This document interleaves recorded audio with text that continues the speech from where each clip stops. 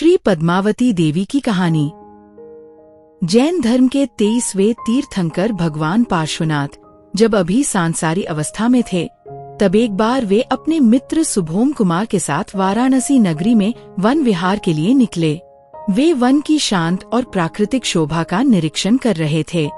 थोड़ी दूर चलने पर उन्होंने देखा कि दूर वन में एक तपस्वी बाबा तप कर रहा है। उसके 700 शिष्य थे। वह तपस्वी घूमते घूमते वाराणसी नगरी में आया था और वन में पंचाग्नि तप कर रहा था। वह अग्नि में लकड़ियां डालकर होम हवन कर रहा था। वह अज्ञानी तपस्वी अपने कुल्हाड़ी से लकड़ियां काट काट कर अग्नि में डाल रहा था। उसने एक बड़ा लकड़ी का टुकड़ा काटा और उसे अग्नि में डालने ही वाला था कि इतने में भगवान पार्श्व कुमार अपने मित्र के साथ वन में विचरण करते करते वहां पहुँचे। अचानक भगवान पार्श्व कुमार ने हाथ ऊंचा करके गंभीर स्वर में कहा, रुको, रुको, सब्र करो। अपने अवधिज्ञान से उन्होंने जान लिया कि उस लकड़ी के भीतर 2 सांप बैठे हैं, जो अभी अभी कुल्हाड़ी से कट गए हैं और अब अग्नि में जलने वाले हैं। इसलिए करुणामय भगवान ने कहा, रुको, उस लकड़ी को अग्नि में मत डालो।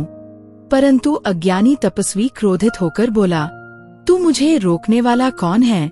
उसे ये पता नहीं था कि उस लकड़ी के भीतर 2 सांप हैं। भगवान ने शांत स्वर में कहा, जिस लकड़ी को तुम काट रहे हो उसमें 2 सांप बैठे हैं। वे कट चुके हैं और यदि तुम लकड़ी अग्नि में डालोगे तो वे जीवित जल जाएंगे। इसलिए ऐसी जीव हिंसा मत करो।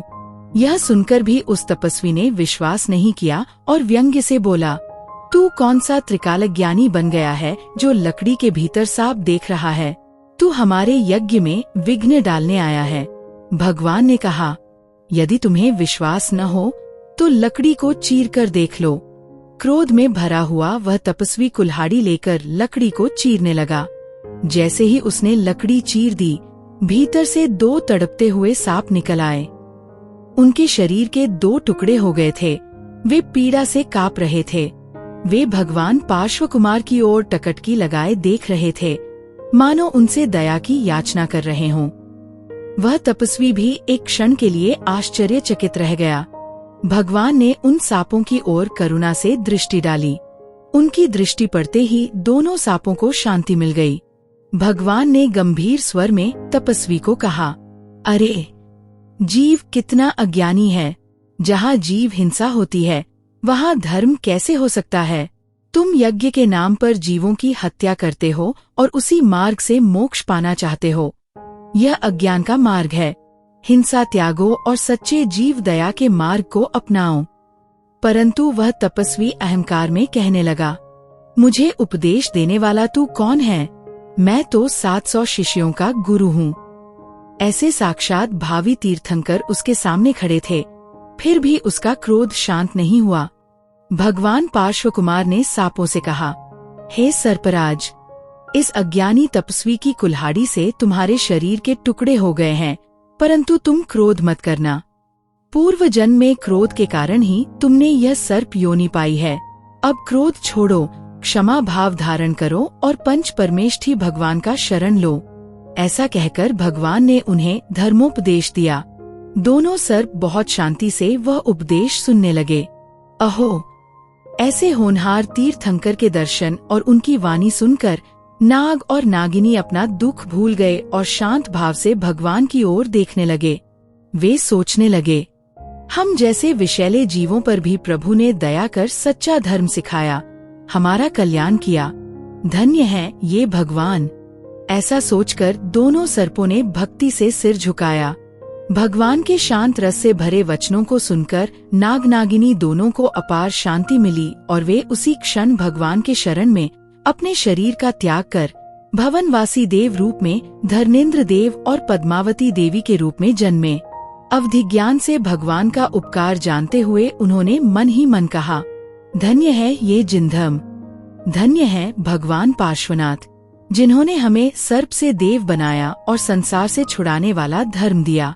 दूसरी ओर वह तपस्वी वितराग धर्म सुनकर भी उसे स्वीकार न कर सका।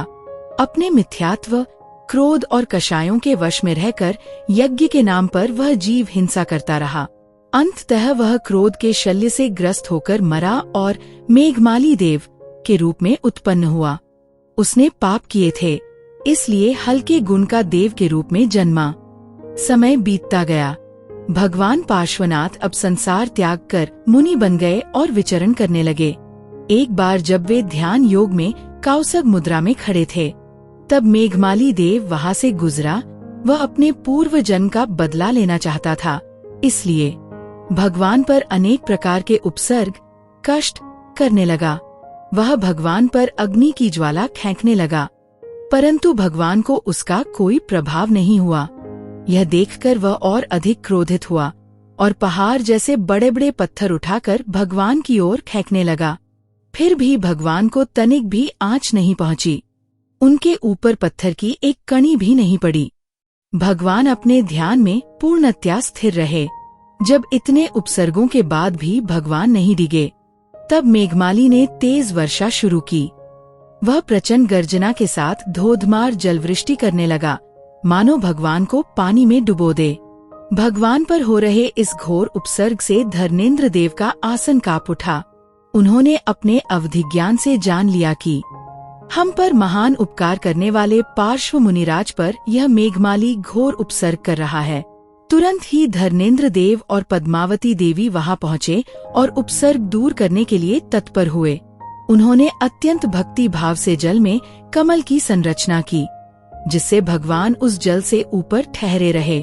फिर उन्होंने ऊपर से 7 फणों वाला विशाल नाग छत्र बनाकर भगवान को ढक दिया। अंततः जब मेघमाली थक गया तो उसने अंतिम उपाय के रूप में भयंकर गर्जना के साथ बिजली का प्रहार किया। जैसे ही बाहर बिजली चमक उठी, उसी क्षण भगवान के अंतर में केवल ज्ञान की दिव्य बिजली चमक उठी। तीनों लोक आलोकित हो गए। भगवान पार्श्वनाथ अरिहत परमात्मा बन गए और सभी उपसर्ग दूर हो गए। माता पद्मावती की भक्ति और शक्ति का ये महिमामय प्रसंग देखकर तीनों लोकों में उनका जय जयकार हुआ। पद्मावती देवी भगवान पार्श्वनाथ की अधिष्ठायिक देवी बन गयीं। लोग उनकी भक्ति और श्रद्धा से पूजा करने लगे। संपूर्ण विश्व में पद्मावती माता ही ऐसी देवी हैं जिन्हें किसी जैन तीर्थंकर का आसन प्राप्त हुआ। भगवान पार्श्वनाथ की प्रतिमा के ऊपर सदैव उसका नाग छत्र स्थापित रहता है। जो भी व्यक्ति भगवान पार्श्वनाथ को सच्चे हृदय से स्मरण करता है, माता पद्मावती उसकी सभी विपत्तियां, दुख, उपसर्ग दूर करती हैं और उसे मनवांछित फल प्रदान करती हैं। जैन धर्म के इतिहास में कई ऐसी प्रेरक कहानियां छिपी हुई हैं, जिनसे हमें त्याग, भक्ति और अहिंसा का अमूल्य संदेश मिलता है। इन कहानियों में साधु साध्वियों, राजाओं रानियों और भक्तजनों की अद्भुत आस्था और जीवन मूल्य दिखाई देते हैं। जैन धर्म के उन तारलों की अनसुनी और प्रेरणादायक कहानियां सुनने के लिए हमारा चैनल जैन लाइब्रेरी सब्सक्राइब करना मत भूलिए।